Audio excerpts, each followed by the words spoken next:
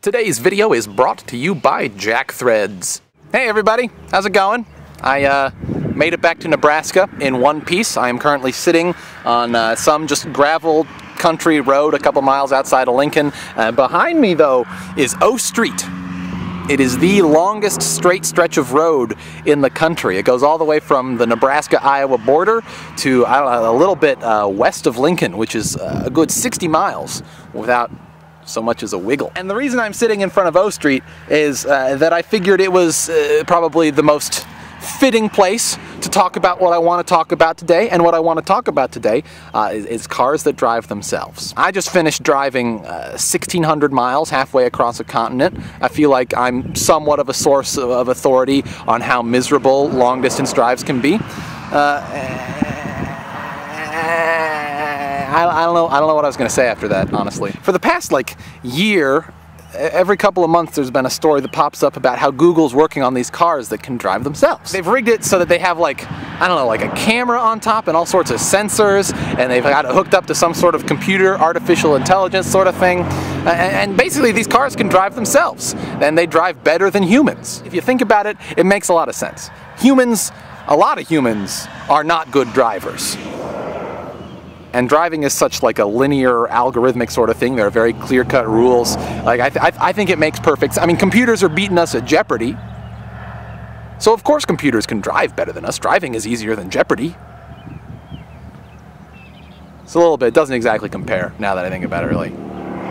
Driving and Jeopardy are two very different things. They've logged over 140,000 miles without someone. They've had one incident. The one time one of their cars was stopped at a stoplight and they got rear-ended.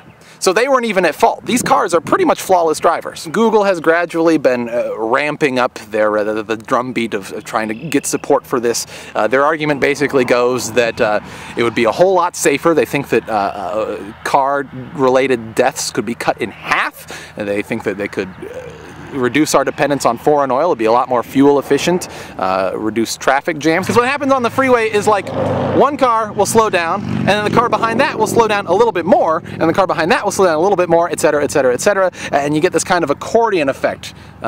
Is this making any sense? If the cars could communicate with each other, they could all go at the exact same speed, and they could be closer together, and it would still be safe. And you wouldn't have any sort of gridlock. Really, probably not. Less anyway. And on top of that, I mean, you could multitask instead of just driving. I mean, you could be reading a book or on your laptop. You could be texting. Can't text and drive now. Don't text and drive now, kids. That's a very bad idea. In doing this vlog, I'm not looking to be convinced one way or the other as to whether or not this is a good idea. I'm already thoroughly, irreversibly convinced that self-driving cars are a good idea. But my question is, how soon can we have this? I want this tomorrow, if possible. I mean, obviously, there are some things that we've got to think about, some hurdles to overcome. Would we need driver's licenses anymore? If self-driving cars became the norm, would people have to test a drive, or could it just be could a 3-year-old be behind the wheel? Where do we draw that line? Also, oh, there's a truck turning here.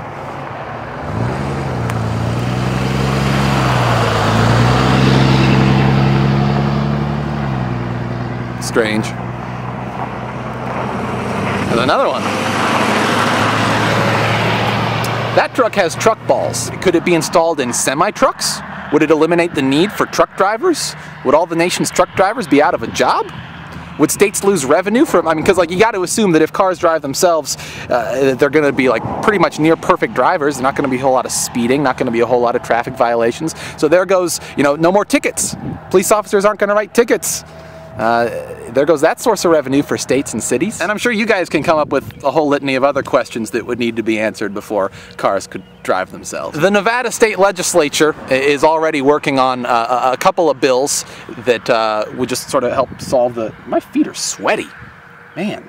I just reached down and felt my socks and they were totally damp. The Nevada state legislature is already working on trying to solve some of these issues. There are a couple bills being pushed through that would be the first steps towards self-driving cars, and I think it makes sense to do it in Nevada because it's in pretty close proximity to Google. It's just one state away, and there's a whole lot of emptiness there, not a whole lot of traffic. be pretty safe place to start this sort of thing. I mean, I'm not just talking about this because it's interesting to talk about. I mean, it is interesting to talk about, but I mean, really, I'm doing this for purely selfish reasons. I want my car to drive itself, and I want us, the Pogo tribe, to put our heads together and figure out what we can do to make this a reality. So tell me, what can we do? What do you think we can do? Anyone. I'm asking, you know, someone from Google, someone in Congress, like anyone who's watching that knows, please tell me. Like, I'm legitimately curious. I'm not acting here. Like, I really want to know. I want to know. I want to know. Okay, I'm gonna go home now. Goodbye. If you like what you just saw, if Dan put you in a state of awe, subscribe to him and click the orange button. It really means something. If you do that, that'd be really cool.